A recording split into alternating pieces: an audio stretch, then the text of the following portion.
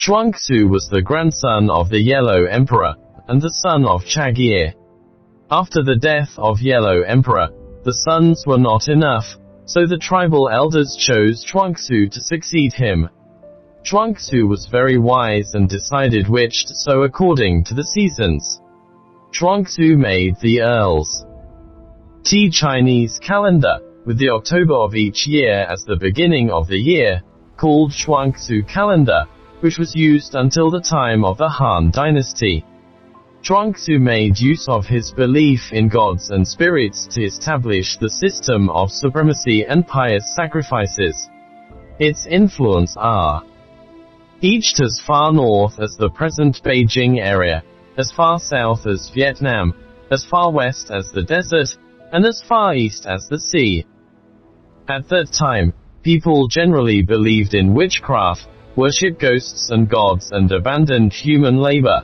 All the big and small things depend on divination to decide, cannot rest on agricultural production. Zhuanxu decided to reform the religion, and made sacrifices to the ancestors of heaven and earth in person, so as to set an example for the people. He appointed a high priest in charge of sacrifice to communicate with the gods, and a minister of agriculture, in charge of civil affairs to comfort the people, persuade the people to follow the law of NO2 to engage in agricultural production, and encourage people to reclaim land. At the same time, private sacrificial activities were prohibited, and the power of sacrifice was delegated to tribal leaders to restore normal social order. In ancient times, there was no difference between men and women, older and young disorder.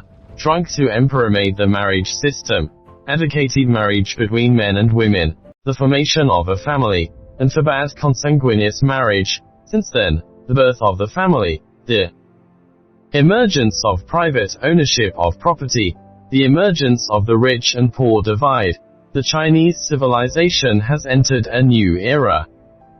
Zhuanxu Emperor settled in Gaoyang, present Qi County in Henan Province.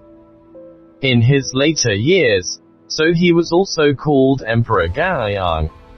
According to legend, Emperor Gaoyang lived to be 98 years old, and his descendants founded the state of Chu, a Chagjiang River basin. Therefore, Chu Yuan, a noble poet of the state of Chu, in the Warring States period, Cal.